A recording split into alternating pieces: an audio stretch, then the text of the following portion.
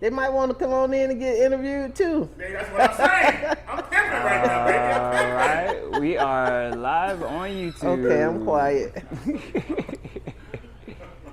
Welcome, BAF Solutions Network. It is Master Motivators Monday. Come on into the Zoom.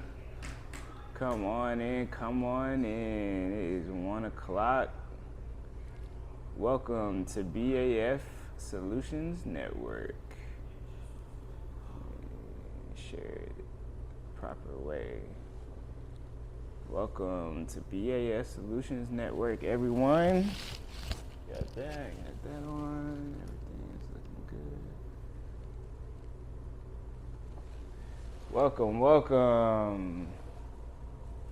Welcome to BAF Solutions Network, everybody. Start out with a little breath. Get everybody all together this Monday so we can all have our good meditation. So I motivate you to go ahead and sit up. Go ahead and get some breath into that belly, and we'll get together real soon.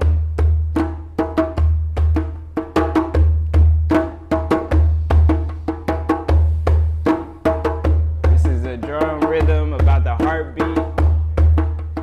So this brings us all connected, and it's one of the first few djembe rhythms that you learn. The Naya Bingi, breathe in. Let's breathe in, everyone. And breathe out.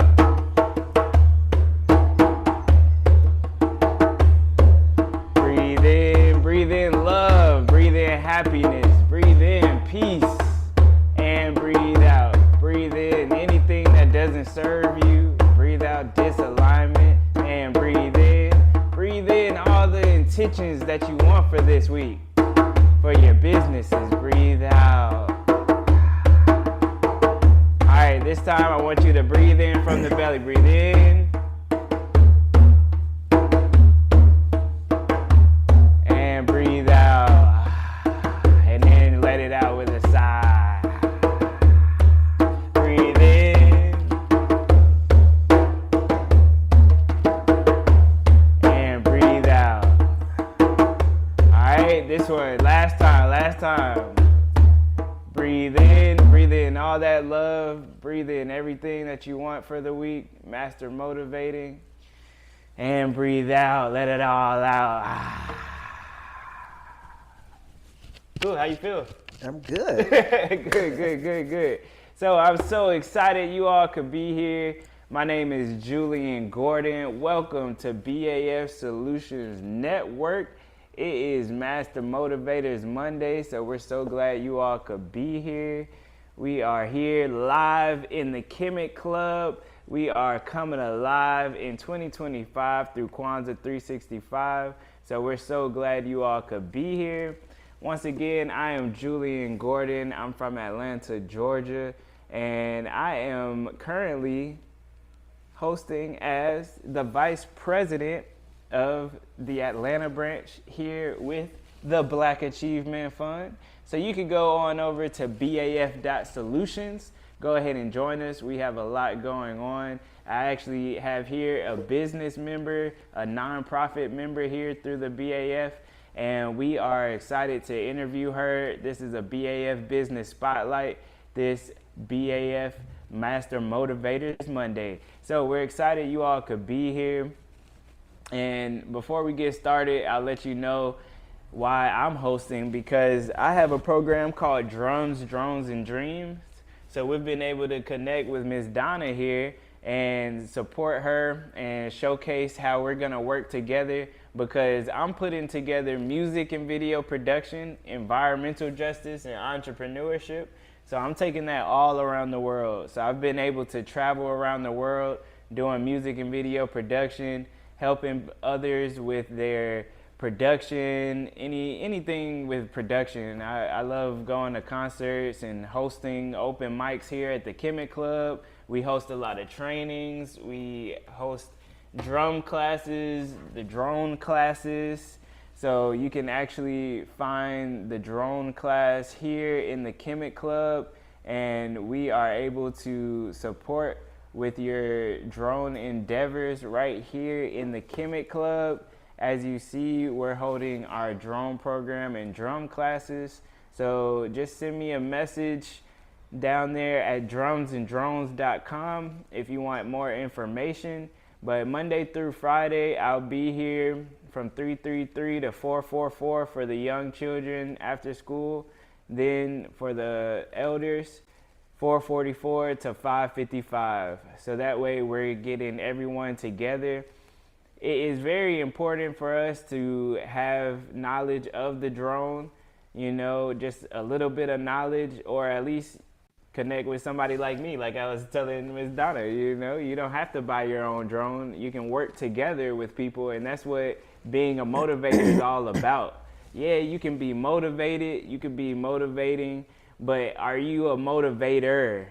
So we have Miss Donna here because I've been a motivator. I know I've been able to motivate people. Even me wearing this landscaping equipment clothes right now. I was just getting done landscaping and I went on and left my clothes on because I've actually been able to motivate others to get into landscaping and realize the benefit of being in business by yourself and with your community, for your family. So my family actually had a landscaping company all growing up. So I was able to actually learn about entrepreneurship and learn about many business tips. And hey, that grass keeps on growing, that grass does not stop. So it's good to be in something where you're in front of the money.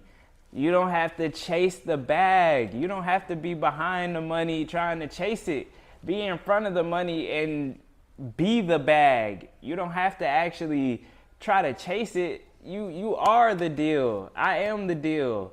Okay, so we want to show people how powerful they are, which is why I have drums, drones, and dreams, because I know the power through environmental justice. I know the power of having your environment at the uplifted, top-notch notion so that we can all come together and just build everyone up together.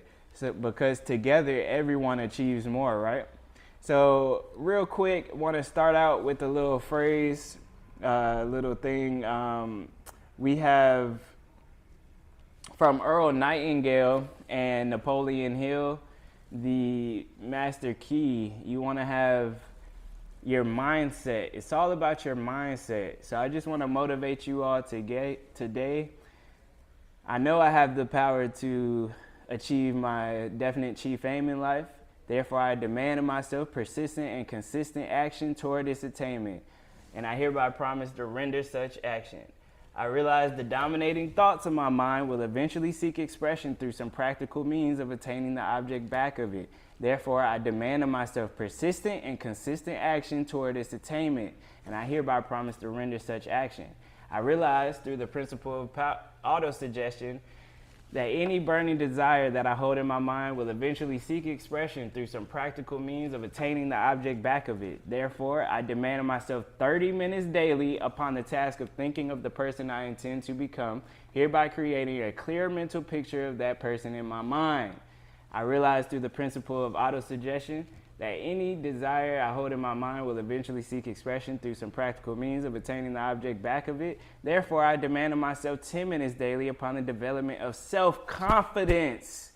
I have written a description of my definite chief aim in life, and I will never stop trying until I shall have developed sufficient self-confidence for its attainment.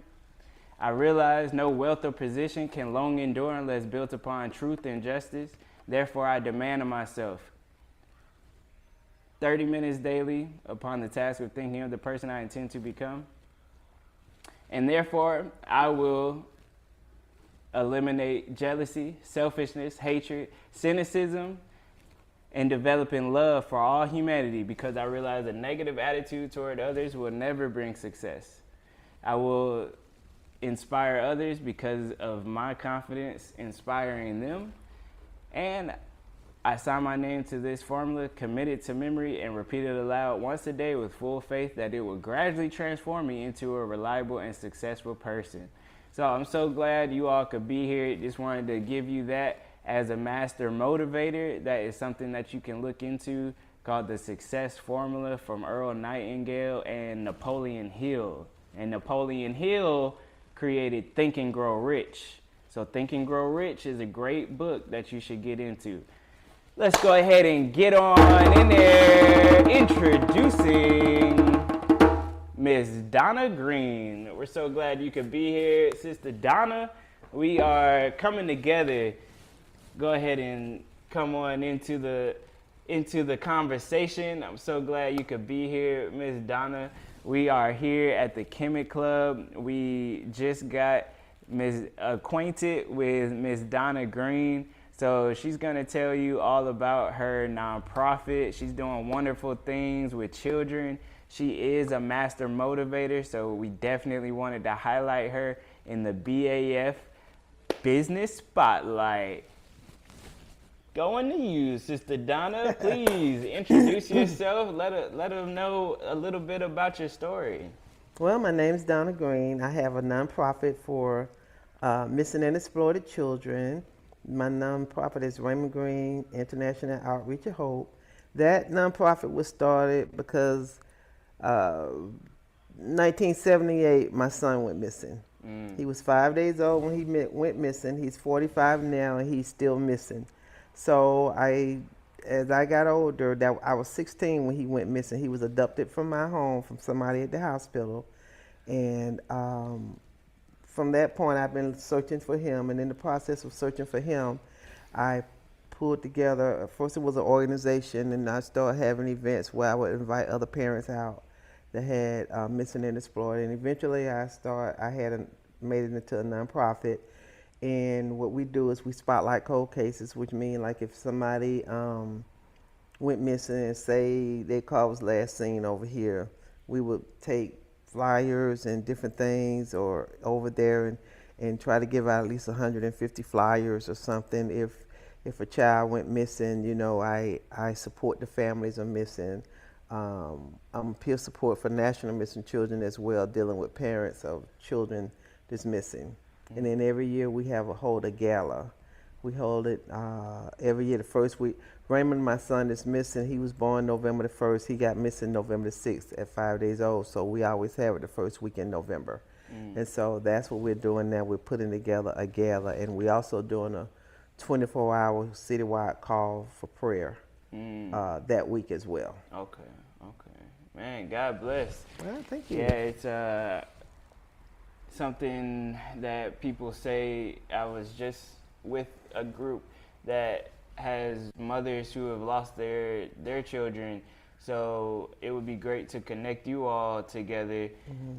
I'm missing the name at the moment, but I believe it's Mothers of Hope or Butterfly Mothers for Change. I'll go back and check the name, but I'd love to connect with you for them coming together, and I like connecting all people to support. Definitely. And I'm sure that was a traumatic experience, so I definitely give my love to you, and I'm here to help. We're here to help. We're all family, right? We're BAF family. So I'd love to hear how you've been able to transmute that energy, because I know that, like, hearing about difficult things and situations, as motivators, we want to take people who may be demotivated of doing anything. They may see something difficult going on, and a lot of people crash and a lot of people tap out. So what have you been able to do to actually transmute that energy and to transcend above the difficulties that you've been having in that situation? Well, it was definitely a mental health thing for a while.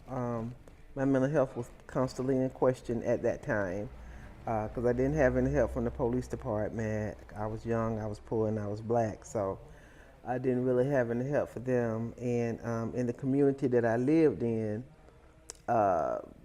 they said that I gave the baby away. They said I killed the baby. They said I did a lot of things to the baby. So I had to deal with that. And, even in the newspaper, they put his name way back in the back. This was an infant being missing.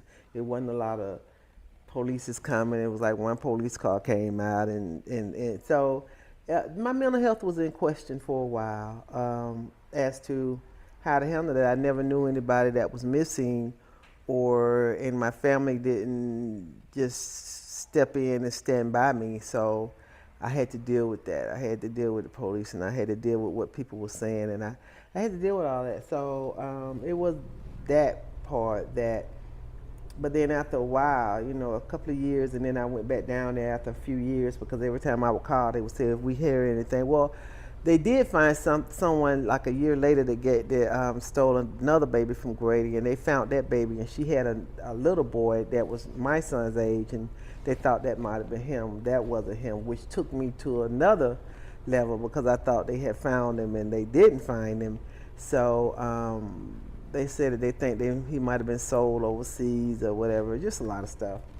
But it puts you in a position, because when you realize that you got to stand, and you don't know how you standing, and you don't know what to do or how to do it, what to think.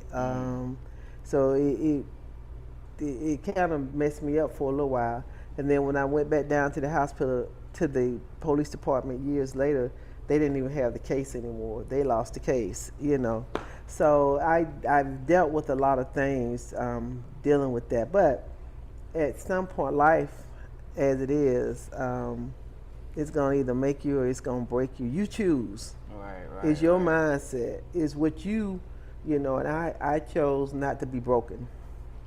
I chose not to be broken. So what I did was I learned to pray. And then I just trusted God, that God was gonna take care of me regardless. I'm sorry, that God was gonna take care of me regardless. So I had to deal with. I was just looking at something the other day.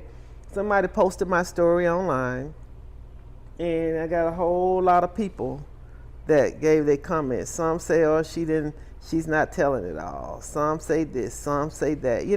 So you learn to deal with those things. But I think in the wide scheme of things in life,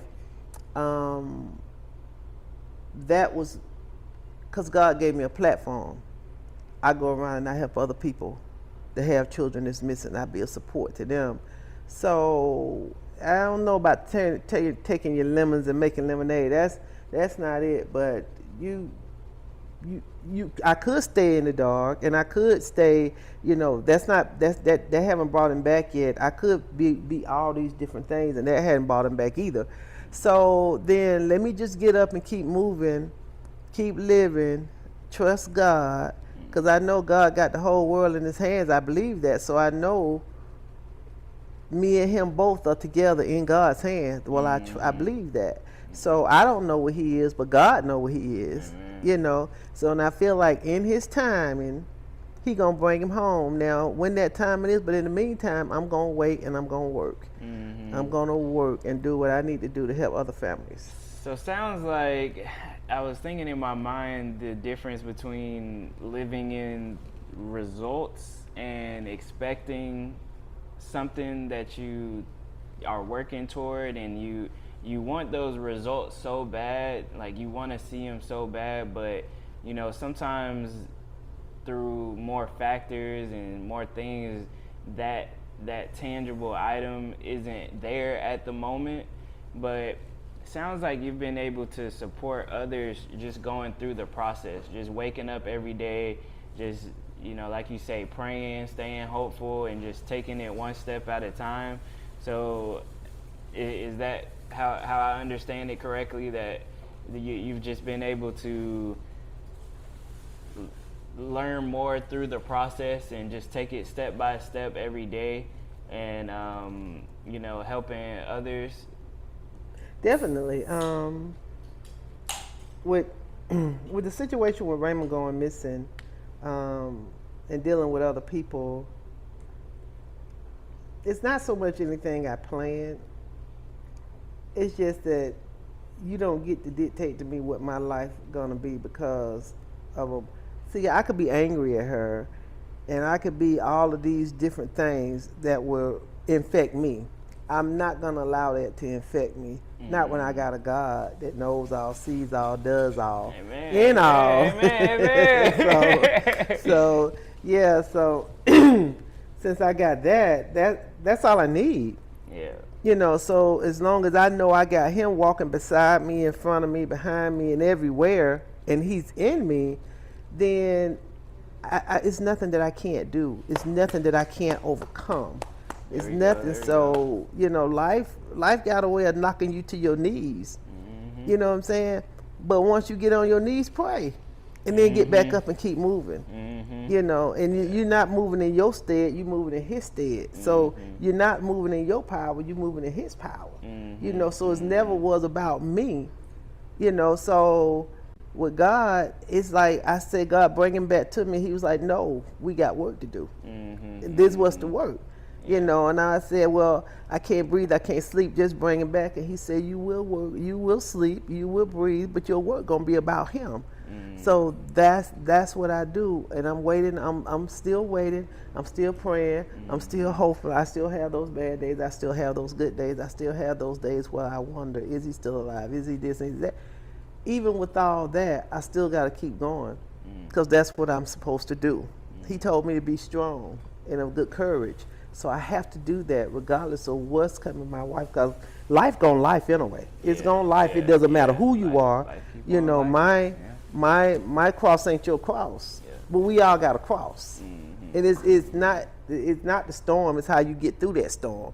Because you can go through the storm kicking, screaming, crying, fighting, but either way you got to get through the storm. So I just allow the Lord to lead me through the process. So what do you have any tips that you've found over the years that you've been able to learn, and you may be able to share to others who may be going through certain issues in their life? You just got to take it one day at a time. You got to trust God. You have to, you know, we're going to go through stuff, and it's going to get us down. And we got the right to grieve. We're going to have those days when we just don't want to get up.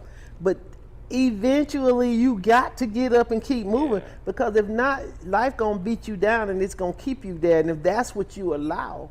But it's so much more. Everything that we do, everything that we go through is to build our character. Our character is never gonna be built if everything is going smooth for us. That's not where our character is built at.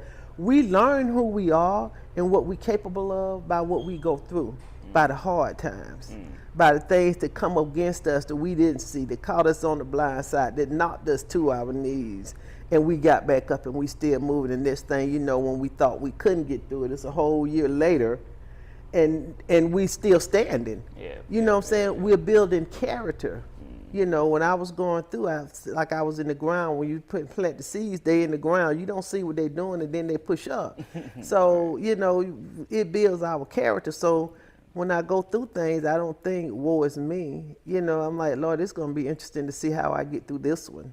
You know what I'm saying? Because it's all character building. I couldn't sit here and talk to you now had I not went through some things. I couldn't tell you this had I not went through. I chose not to let it beat me, not because me, it's because I know a Father and all the power is in his hands. And if I'm his daughter, then he's giving me power too. It may not feel like I can stand, may not look like it, but he said all things work together for your good for those who love the Lord. But he never said it was going to look good, feel good, or taste good, but he said it was for your good. So that's how I take it.